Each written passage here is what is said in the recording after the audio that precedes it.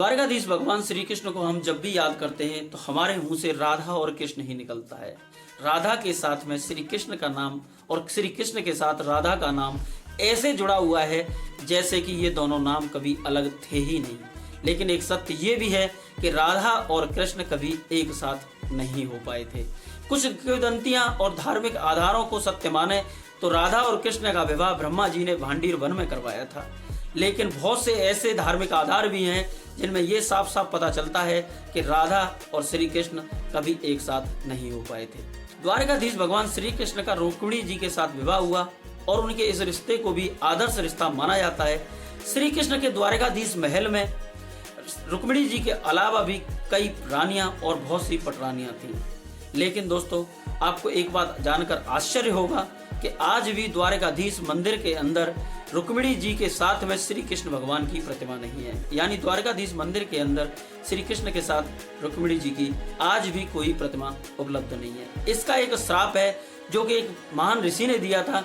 दोस्तों, क्या श्राप था, क्या वजह रही, वो सारी बातें मैं इस वीडियो के अंदर डिस्कस करने वाला हूं। दोस्तों, अगर आप मेरे चैनल पर पहली बार आए तो चैनल को सब्सक्राइब कर दीजिए, वीडियो को लाइक कर दीजिए। शुरू करता हूं वीडियो को। नमस्कार दोस्तों, मेरा नाम है नरेंद्र गौतम और आप देख रहे हैं DRX ब्रजवासी यूट्यूब चैनल। दोस्तों, इस वीडियो के अंदर मैं आपको बताने वाला हूं कि श्री कृष्ण भगवान के इस द्वारकाधीश मंदिर के अंदर रुक्मिणी जी की एक भी प्रतिमा क्यों नहीं है। क्या उनको एक श्राप मिला था, वो श्राप क्या था, क्या वजह थी। तो दोस्तों, सारी जानकारी इस वीडियो के अंदर आपको देने वाला हूं। एक समय की बात थी कि भगवान श्री कृष्ण और रुक्मिणी जी का विवाह संपूर्ण हुआ। विवाह के उपरांत श्री कृष्ण भगवान और रुक्मिणी जी रथ में सवार होकर के दुर्वासा ऋषि के पास पहुंचे और उन्हें भोजन का निमंत्रण दिया। दुर्वासा ऋषि ने उनका भोजन का निमंत्रण बड़े आदर के साथ स्वीकार किया, लेकिन उसके साथ एक शर्त रख दी कि मैंने भोजन का निमंत्रण तो स्वीकार कर लिया, लेकिन मैं आपके साथ इस रथ में सवार होकर नहीं जाऊंगा जिस रथ में आप आए हैं। मेरे लिए अलग से रथ की व्यवस्था की जाए।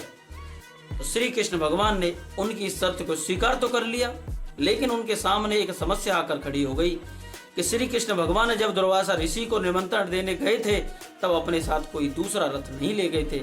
उनके पास केवल एक ही रथ था जिसमें वो स्वयं गए थे।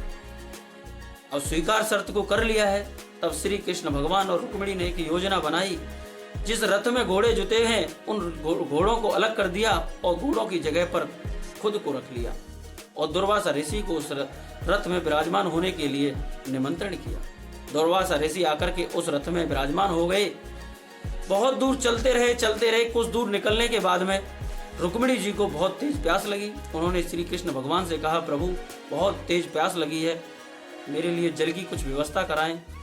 तब श्री कृष्ण भगवान ने जमीन में अंगूठा मार करके गंगा जी को उत्पन्न किया और अपनी और रुक्मिणी जी की प्यास को बुझाया। लेकिन उस समय में श्री कृष्ण भगवान और रुक्मिणी जी ये भूल गए कि हमारे साथ में कोई अतिथि भी है। यानी दुर्वासा ऋषि उस रथ में बैठे हुए ये सारा नजारा देख रहे थे। इस सब के बाद में दुर्वासा ऋषि नाराज हो गए। नाराज होने के बाद में रुक्मिणी को श्राप दिया कि तुम 12 वर्ष तक श्री कृष्ण से अलग रहोगी, और ये भी कहा जिस जगह से तुमने अंगूठा मार करके जल निकाला है वो जगह सदा सदा के लिए बंजर हो जाएगी। तो इसके बाद में रुक्मिणी जी श्री कृष्ण से 12 वर्ष तक अलग रहीं। अलग रहने के बाद में उन्होंने विष्णु जी की घोर तपस्या की। इस तपस्या से विष्णु भगवान खुश हो गए और रुक्मिणी जी को इस श्राप से मुक्त कराया। दोस्तों, तभी से द्वारकाधीश महल यानी मंदिर के अंदर श्री कृष्ण भगवान के साथ में रुक्मिणी की एक भी प्रतिमा नहीं है। और आज भी द्वारकाधीश मंदिर के अंदर जल का दान किया जाता है। धार्मिक मान्यताओं के अनुसार ऐसा माना जाता है कि अगर कोई जल का दान करेगा तो वो जल उसके पूर्वजों को लगेगा। दोस्तों, उम्मीद करता हूं मेरे द्वारा दी गई जानकारी आपको अच्छी लगी होगी। अगर जानकारी अच्छी लगी है तो वीडियो को लाइक कर दीजिए। अगर आप मेरे चैनल पर पहली बार हैं या फिर आपने चैनल को सब्सक्राइब नहीं किया है तो प्लीज चैनल को सब्सक्राइब कर दीजिए। मिलते हैं ऐसी इंटरेस्टिंग वीडियो के साथ। तब तक के लिए जय हिंद, जय भारत, राधे राधे, जय श्री कृष्णा।